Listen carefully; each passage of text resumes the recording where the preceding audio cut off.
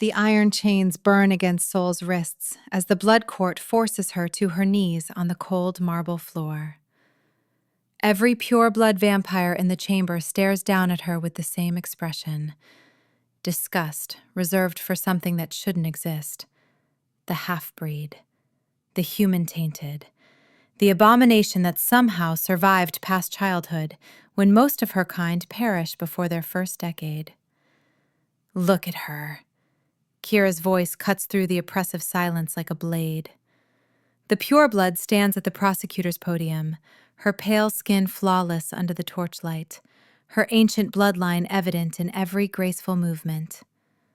Cowering on the floor where she belongs. Tell me, Soul, did you truly believe you could steal from the royal vaults and escape punishment? Soul's throat tightens. She didn't steal anything. She's never even been allowed near the royal vaults. Half-breeds aren't permitted beyond the servant quarters. But no one will believe her. No one ever believes her. I didn't take anything, Soul says, hating how her voice trembles. I've never been to the vaults. I don't even know where they are. Please, you have to believe me. The blood court consists of 12 ancient vampires, each one born before the Common Era, each one pure-blooded and powerful enough to reduce her to ash with a thought. They sit in their high-backed thrones, their faces carved from centuries of immortal indifference. At the center sits Lord Jericho, the vampire king himself, and Soul has never dared to look directly at him before. She doesn't now. Oh, how convenient, Kira says, circling Soul like a predator toying with dying prey. The half-breed claims ignorance, but we have evidence, don't we? The ruby bloodstone was found in your quarters. A bloodstone worth more than your pathetic existence, stolen from the king's personal collection. Soul's heart hammers against her ribs. Someone planted that stone in her room. Someone set her up. But who would believe a half-breed over a pure-blood daughter of the ancient houses? It was planted there, Soul insists, her chains rattling as she tries to turn toward the throne where Jericho sits in shadow. I would never. I'm loyal to this court. I've served faithfully for 20 years. Please, Your Majesty, I'm innocent. For the first time, Jericho speaks. His voice is deep, resonant, carrying the weight of 5,000 years. Then explain how a ruby bloodstone, kept in a vault sealed by ancient magic that only responds to royal blood, ended up hidden beneath your mattress. Soul's blood runs cold. There is no explanation, no possible defense, because she doesn't know. She came back from her duties in the lower kitchens 3 nights ago to find guards tearing through her tiny room, and they'd pulled the bloodstone from its hiding place while Kira watched with barely concealed satisfaction. I don't know, Soul whispers. I swear on my human mother's grave, I don't know how it got there. Your human mother. Kira spits the words like poison. That's exactly the problem, isn't it? You're contaminated, half-human. You still burn in the daylight like the weak, pathetic creature you are. You don't belong in this court. You don't belong among us. And now you've proven yourself to be a thief, as well as an abomination. Murmurs ripple through the assembled nobles. Soul can feel their agreement, their eagerness to see her punished. She's always been an embarrassment to them, the only half-breed the king allowed to live past adolescence, kept on as a servant out of some ancient debt her vampire father owed before he died in the wars. The evidence is clear, Jericho says, and Soul's last shred of hope crumbles. Theft from the royal vaults is punishable by death. However, considering your unique nature, a traditional beheading seems merciful. I propose dawn execution, Kira announces, and the words land like a death knell. Let her burn as the sun rises. Let her die the way her human half deserves, in agony, in flame, screaming for mercy that will never come. It's fitting punishment for a half-breed who dared to steal from her betters. Gasps echo through the chamber, but not from horror, from approval. Dawn execution is reserved for the worst criminals, a slow burning as the sun rises inch by inch over the horizon. For pure-blood vampires, sunlight means instant death, merciful in its speed. For half-breeds like Soul, who've inherited just enough human resistance to survive minutes instead of seconds, it means prolonged torture.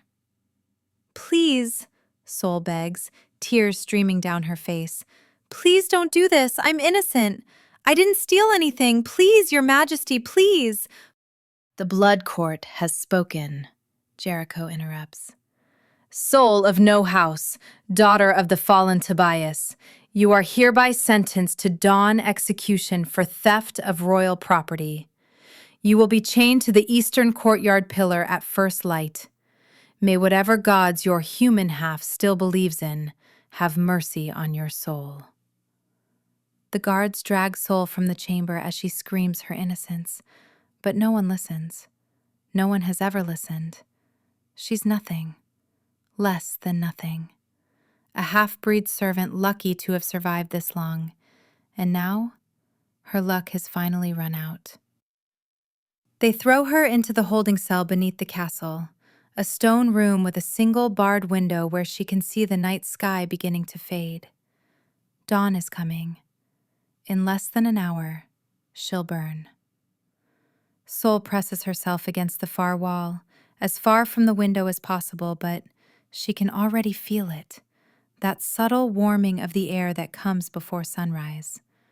Her skin prickles with phantom pain, remembering the one time she accidentally stayed outside too long during her childhood, the searing agony as her human-tainted flesh began to smoke and blister. The door opens. For a wild, desperate moment, Soul thinks someone has come to free her, to tell her this was all a mistake. But it's only Kyra, beautiful and terrible, a cruel smile playing on her perfect lips. "I thought I'd come to say goodbye," Kyra says, her voice dripping with false sweetness. "After all, we've known each other for so many years. It seems only right that I should witness your final moments of life." "You did this," Soul says, finding courage in her approaching death. "You planted that bloodstone in my room. You framed me. Why? What did I ever do to you?" Kyra laughs, the sound like breaking glass. "You existed. That's what you did. Do you know how it feels to watch a half-breed walk the same halls as purebloods? To see the king allow your survival when ancient law demands your execution at birth. Your very existence is an insult to our bloodline. And besides," she leans closer, her eyes glittering with malice, "Jericho was watching you. During last month's harvest feast, I saw him look at you. Just once, just for a moment. But he looked. At a half-breed. At you. I've waited 3 centuries for him to choose a consort, and I won't lose him to mongrel filth." The truth crashes over Soul like ice water. Kyra orchestrated this entire nightmare because of jealousy. Because a king glanced at a servant for half a second. The injustice of it, the sheer cruelty, makes Soul want to scream. "He'll find out," Soul says, her voice shaking with rage. "When I'm dead and the real thief strikes again, he'll know you lied. He'll know what you did." "Oh, sweet, naive child," Kyra purrs. "There won't be another theft. The bloodstone is already returned to the vault, and you'll be ash scattered across the courtyard by midday. By tonight, no one will even remember your name." She leaves, and Soul is alone with the approaching dawn. The guards come as the first gray light touches the horizon. They drag her up the stairs, through the silent castle, out into the eastern courtyard where a stone pillar stands 10 feet tall. They chain her to it, arms spread, facing east where the sun will rise. The iron burns against her skin, blessed and ancient, preventing any supernatural strength from breaking free. A crowd has gathered, not to mourn but to watch. Executions are entertainment in the blood court, and a half-breed burning in daylight is a rare spectacle. Soul sees Kyra in the front row, radiant in her victory. She sees the members of the blood court standing on the raised platform, witnesses to justice being served. She sees Lord Jericho, his face unreadable, his dark eyes fixed on her with an intensity that makes her skin prickle. The sky lightens. Pink, then gold, then blazing orange. The sun is coming. "Please," Soul whispers, but she doesn't know who she's begging anymore. "Please, somebody, I'm innocent. I didn't do anything, please." The first ray of sunlight touches her face. Soul screams. The pain is instantaneous, searing, worse than anything she's ever imagined. Her skin begins to smoke where the light touches it. She can smell herself burning. The crowd gasps, some in horror, most in fascination. This is what they came to see, a half-breed dying slowly, screaming her agony for all to hear. But something is wrong. The pain is there, yes, burning through every nerve, but Soul doesn't die. Seconds pass. A minute. 2 minutes. The sun rises higher, more of her body exposed to its rays, and she should be nothing but ash by now. Half-breeds can survive perhaps 30 seconds of direct sunlight before fatal burns set in. She's been burning for 2 full minutes. And then, impossibly, the pain begins to change. It's still agony, still fire racing through her veins, but it's becoming something else. Something that feels like her very blood is being rewritten, every cell transforming, power flooding into her like she's a vessel being filled with molten gold. Soul gasps, her scream cutting off, her back arching against the chains as sunlight pours into her skin, and instead of destroying her, it's being absorbed. The smoking stops, her burns begin to heal, and as the full morning sun rises over the courtyard, bathing her in golden light, Soul opens her eyes and they're glowing, burning with an inner radiance that makes the assembled vampires stumble backward in shock. "Impossible," someone breathes. "She's absorbing it," another whispers. "The sunlight. She's absorbing it like an ancient," a voice finishes. "Like the firstborn. Like the original vampires before the curse of darkness fell." Soul feels power singing through her body, feels strength flooding her muscles, feels her senses sharpening beyond anything she's ever experienced. The chains strain and she barely has to pull before they shatter like glass. She steps down from the pillar, sunlight surrounding her like a cloak, and the crowd parts before her in terrified awe. A Daywalker. She's become a Daywalker. The last recorded Daywalker died 4,000 years ago. They were myths, legends. Vampires so powerful they transcended the ancient curse that bound their kind to darkness. And Soul, the half-breed everyone dismissed as weak and worthless, has just become one. "Hold!" Jericho's voice cuts through the chaos. He descends from the platform, moving through the crowd with predatory grace, and for the first time, Soul looks directly at him. He's devastating. 6.5 feet of lethal power, wrapped in flawless pale skin and midnight black hair that falls past his shoulders. His eyes are the color of dried blood, ancient and knowing, and they're fixed on her with an intensity that makes her breath catch. He's wearing black leather and dark silk, every inch the Vampire King, and he's walking straight toward her. The crowd falls silent. This is unprecedented. Everything about this moment is unprecedented. Jericho stops 3 feet away, studying her with those ageless eyes. Soul realizes she should kneel, should lower her gaze, should show proper deference, but something in her has changed. The power humming through her veins won't let her cower anymore. How long have you hidden this? He asks quietly. I didn't hide anything, Soul says, her voice steadier than it's ever been. I didn't know. I've never been in sunlight long enough to... I didn't know this could happen. His gaze travels over her, assessing, calculating. You're a Daywalker. Do you understand what that means? There hasn't been a Daywalker in recorded history for 4 millennia. The power you now possess makes you one of the rarest creatures in existence. And according to the old laws, the ancient laws that predate even my reign, he steps closer. Soul's heart hammers, but she doesn't retreat.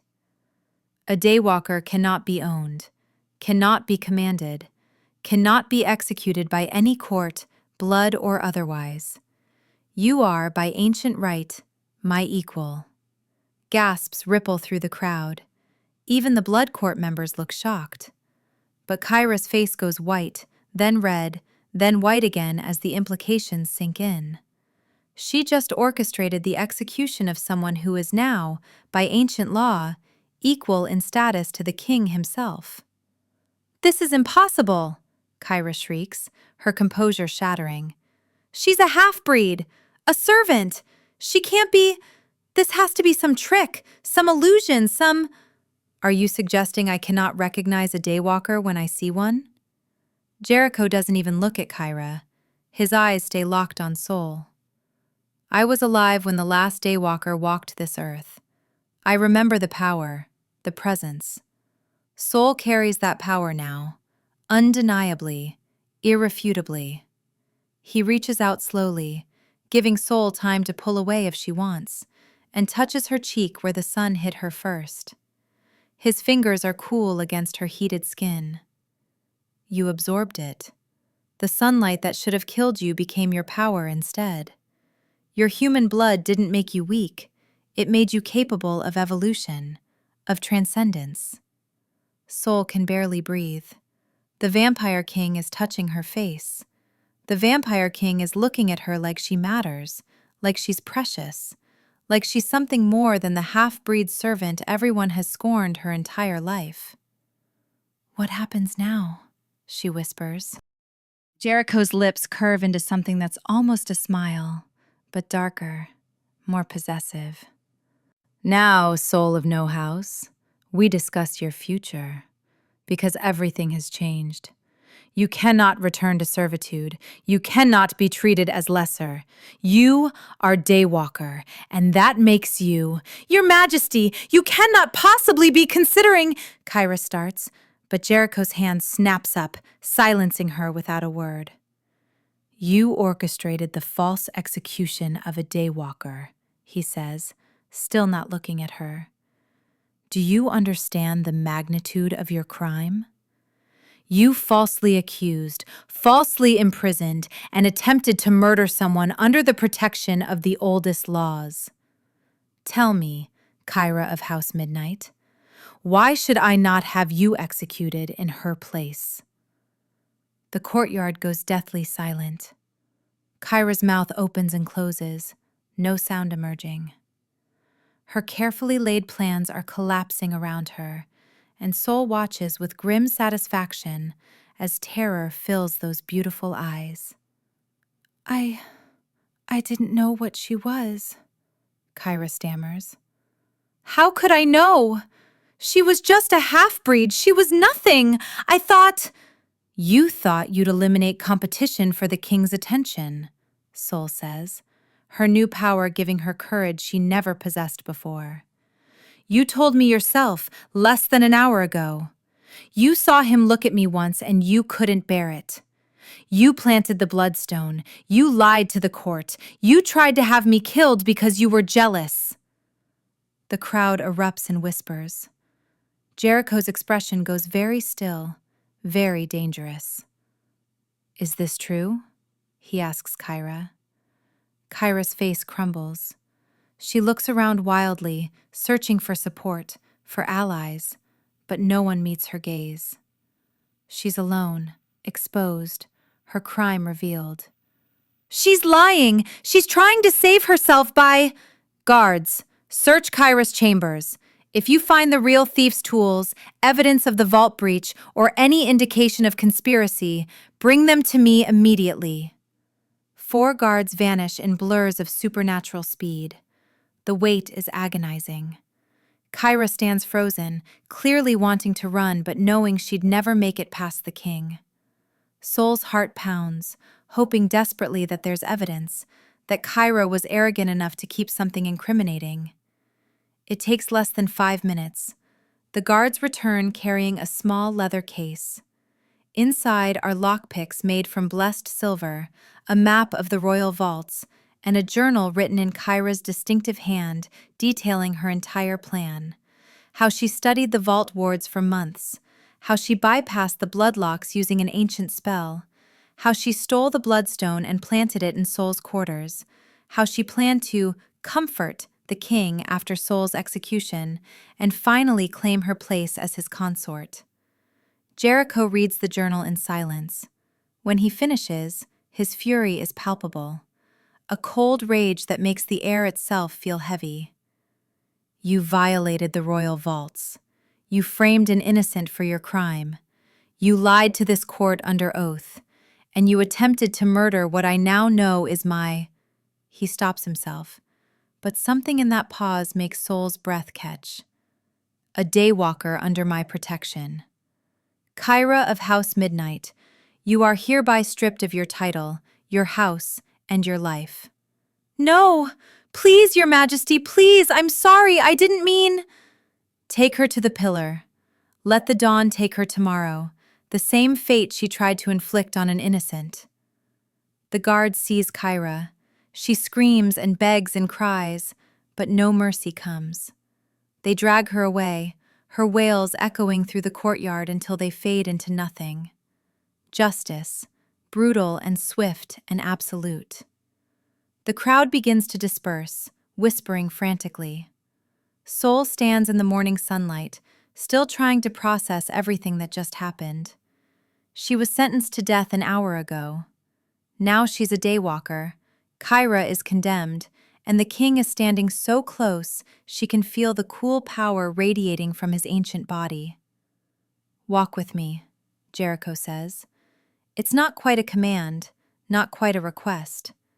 We have much to discuss. He leads her through the castle, but not to the servant quarters or the lower levels. He takes her up, higher and higher through winding staircases and ornate corridors Soul has never been permitted to enter. They pass priceless artwork, ancient weapons, tapestries older than nations. Finally, they emerge onto a tower balcony overlooking the entire kingdom.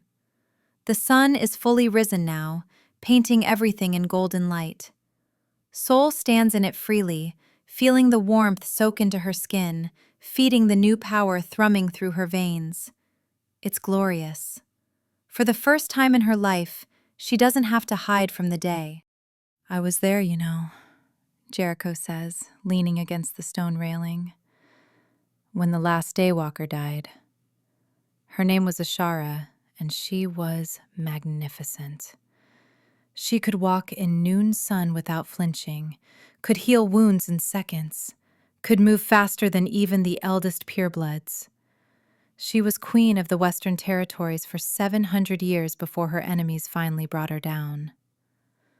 Soul listens, fascinated, as he speaks of a world 4,000 years dead. What happened to her? They tricked her, lured her into a trap lined with silver and blessed iron, then collapsed the structure on her while she was weakened. It took 50 vampires to kill her, and she took half of them with her. I was young then, only 1,000 years old, but I never forgot the sight of her, the way she carried herself, the way even the sun itself seemed to bow to her will. He turns to look at Soul, and there's something hungry in his gaze now, something that makes her blood heat in a way that has nothing to do with sunlight. You have that same quality now. I see it in you. That presence, that power. You're not the frightened servant girl anymore, Soul. You're something ancient and terrible and beautiful. Soul's throat goes dry. I don't feel ancient. I feel like I'm going to wake up any moment and find out this is all a dream before I burn. It's not a dream, and you're not going to burn. You're going to thrive. He steps closer, and Soul's back presses against the sun-warmed stone railing. But we need to discuss what happens next, because a Daywalker cannot simply return to serving in the kitchens. The Blood Court will expect, the ancient laws demand, that you take a position befitting your power. What kind of position? Jericho's hand comes up to cup her jaw, tilting her face toward his. His touch is cool, but not unpleasant. His thumb brushes over her lower lip, and Soul's entire body reacts, heat pooling low in her stomach. You could rule your own territory. Could take a seat on the Blood Court itself. Could walk away from here entirely and forge your own path. His eyes lock onto hers, burning with intensity. Or you could stay with me. Soul's heart stops. Stay with you? Kira was right about one thing. I did watch you at the harvest feast. You were serving wine, moving through the crowd like you were invisible, and I couldn't look away. I've existed for 5,000 years, Soul. I've seen countless women, bedded hundreds, turned dozens, and none of them ever made me forget to breathe the way you did when you laughed at something another servant whispered to you. He leans closer, his lips almost brushing her ear. I wanted you then. I want you more now. The universe has handed me the rarest gift, a Daywalker, something I thought I'd never see again in my immortal life. And she happens to be the one woman I've wanted for months, but couldn't have because the law forbade me from touching a servant. Soul can barely form words. You wanted me? Before this? Before I became... I wanted you when you were powerless. I want you more now that you're powerful. Say yes, Soul. Stay with me. Be my consort, my equal, my Daywalker queen. The word queen echoes through her mind. Queen, not servant, not half-breed, not abomination. Queen. I don't know how to be a queen. I don't know how to be anything except what I was. Then learn, with me. I'll teach you everything. How to wield your power, how to rule, how to make those who scorned you kneel at your feet and beg forgiveness. I'll give you the world, Soul. All you have to do is say yes. It's insane. Impossible. Everything about this situation defies logic. But Soul thinks about the life she had before, the cruelty, the loneliness, the constant fear and belittlement. And she thinks about the power humming through her veins now, the sunlight she can walk in freely, the king offering her everything she never dared to dream. If I say yes, I won't be a trophy, she says firmly. I won't be something you keep locked away in luxury. If I'm going to be your consort, I'll rule beside you, actually beside you, not behind you or below you. Jericho's smile is sharp and approving. There it is, that fire, that defiance. Yes, Soul, you'll rule beside me, as my equal, my partner, my bonded mate. The last phrase makes her pause. Bonded mate. That's permanent. That's forever. I've lived 5,000 years. Forever doesn't scare me. Does it scare you? Soul looks at him, really looks at him. This terrifying, powerful, ancient creature who could destroy her with a thought, but is instead offering her eternity. And she realizes that for the first time in her life, she's not afraid.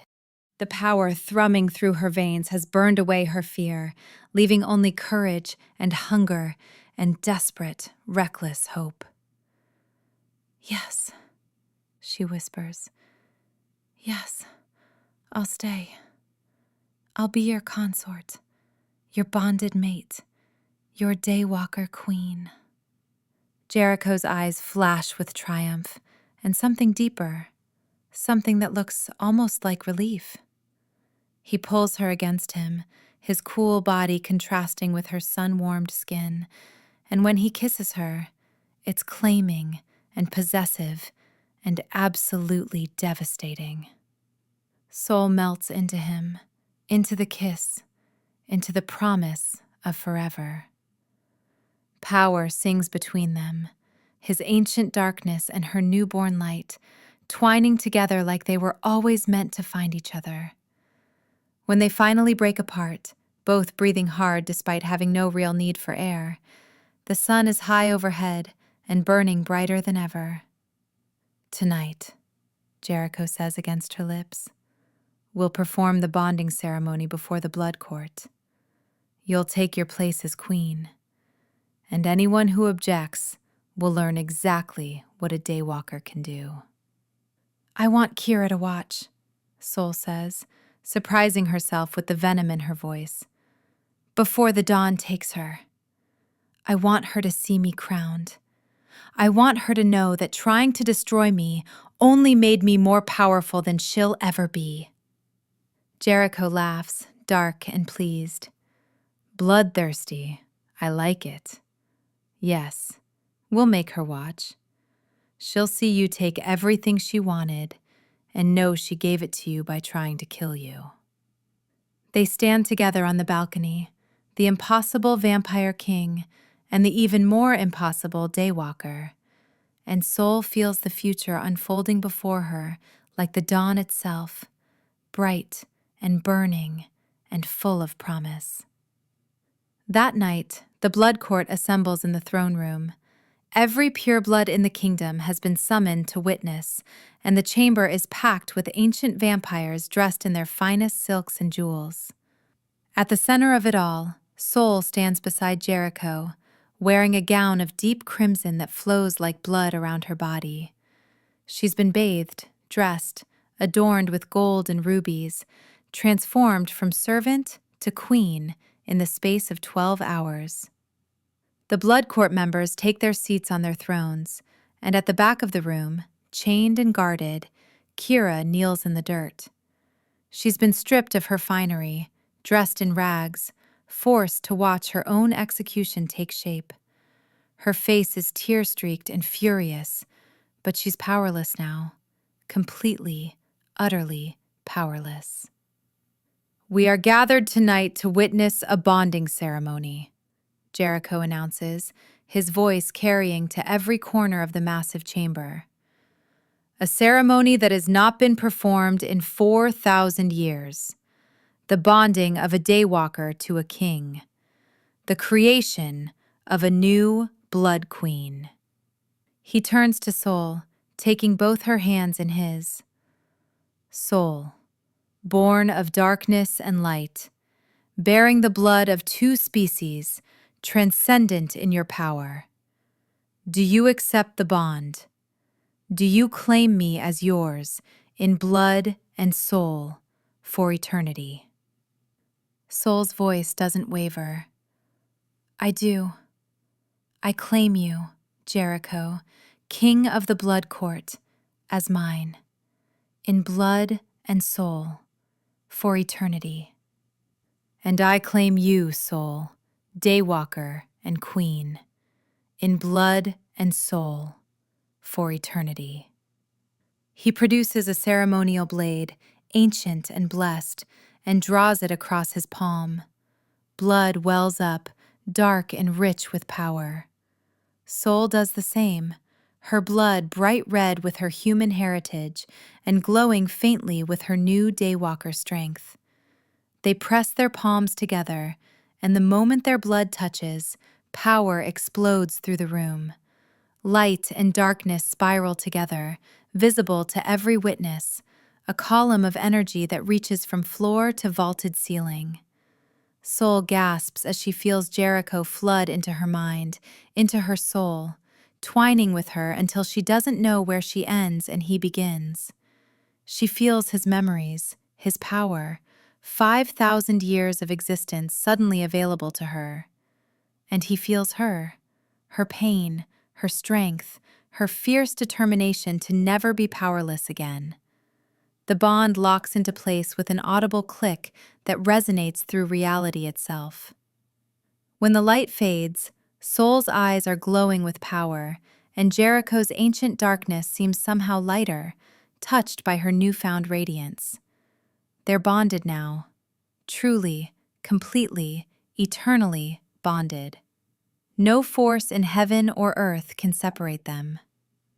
"Behold your queen," Jericho announces, his voice ringing with pride. "Soul the Daywalker, blood queen of the eternal court, my bonded mate and equal. She walks in sunlight and darkness. She is the dawn made flesh. And she is mine as I am hers, now and forever." The court erupts in applause. Not all of it is genuine. Many purebloods are horrified by this turn of events, disturbed by a former servant rising so high.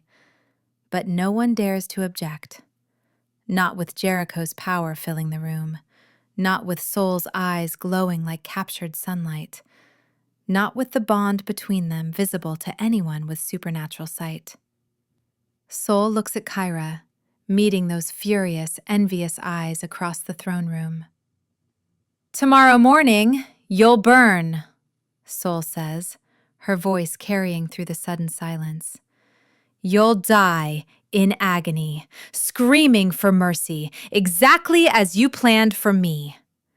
And I'll be standing in the dawn light you tried to use as my executioner, healthy and powerful and queen. Every moment of your suffering, remember that you created this. You made me queen by trying to destroy me." Kyra screams, thrashing against her chains, but the guards hold her firm. Her fate is sealed. Justice will come with the sunrise. The bonding ceremony transitions into a feast, and Soul finds herself at the high table beside Jericho, noble vampires approaching to pledge their loyalty and offer congratulations. Some are sincere, many are not. But all of them kneel before her now, recognizing her power, her position, her right to rule. An elderly vampire named Mordain, member of the Blood Court and ancient even by vampire standards, approaches with genuine respect in his expression. "Your Majesty," he says to Soul, the title still strange to her ears. "I knew Ashara, the last Daywalker. You have her presence, her fire. It is an honor to see your kind walk the earth once more." "Thank you," Soul says, meaning it. "I'll honor her memory. I'll honor what Daywalkers were." "You'll surpass us all, I think," Mordain says. "The combination of human adaptability and vampire power, all wrapped in a woman who has known suffering and survived it. You'll be formidable, young queen. Already are formidable." As the night wears on, Soul feels herself settling into her new role. Jericho is always beside her, their bond humming between them, and she marvels at how right this feels, how natural. Like she was always meant to be here, sitting on a throne, wearing a crown, ruling a kingdom of immortals. Near midnight, Jericho leans close and whispers, "Come, I want to show you something." He leads her through the castle, up to the highest tower, and opens a door Soul has never seen before. Inside is a bedroom that takes her breath away. Massive, luxurious, with windows that face east toward the sunrise. The bed alone could fit 10 people, draped in silk the color of blood and night. "Our chambers," Jericho says. I had them prepared this evening. Everything here is yours. This entire tower is yours. Your sanctuary. Your kingdom within the kingdom. Soul walks to the eastern windows, looking out over the land she now rules. I was sleeping on a straw mattress in the servant quarters yesterday. And tonight you sleep in a queen's bed. Tomorrow, you'll rule beside me in court. Next week, we'll travel to the other territories, and you'll meet the rulers who now owe you fealty. Your life has changed, Soul. Completely, irrevocably. Are you ready for it? Soul thinks about the half-breed girl who was sentenced to death at dawn. She thinks about the fear, the powerlessness, the certainty that she would die screaming and no one would mourn her. And she thinks about what she is now, Daywalker, Queen, bonded to the most powerful vampire in existence, standing in sunlight and darkness with equal ease. I'm ready for anything, she says. Let them come. Let them challenge me. I'll show them what a Daywalker can do. Jericho's smile is predatory and proud. He pulls her against him, his hands sliding into her hair. You're magnificent. I knew you would be. The moment I saw you at that feast, I knew you were meant for more than serving wine and scrubbing floors. Then why didn't you do something? Why didn't you free me? Because it would have looked like a king taking a servant as a plaything. The court would have destroyed you for it. But this is different. You earned your position through power, through transformation. No one can take that from you. You're here because you deserve to be here. He kisses her again, deep and claiming, and Soul surrenders to it, to him, to this impossible new life that's somehow become hers. The bond between them sings, and she can feel his desire, his possessiveness, his absolute certainty that she belongs to him as he belongs to her. When dawn comes the next morning, Soul stands on the eastern balcony again, this time in Jericho's arms, and watches the sun rise over her kingdom. Below, in the courtyard, Kira is chained to the pillar and screaming as the first rays of sunlight touch her pure-blood flesh. There is no mercy, no last-minute reprieve. She burns, and she burns for a long time, her ashes finally scattering across the stones where Soul was supposed to die. Justice, Soul murmurs. Justice, Jericho agrees. And a warning, anyone who threatens you threatens me. Anyone who harms you dies. Slowly. They stand together in the morning light, the ancient king of darkness and his Daywalker queen, and Soul finally, truly understands what she's become. Not just powerful, not just immortal, but free. For the first time in her life, she's completely, absolutely free.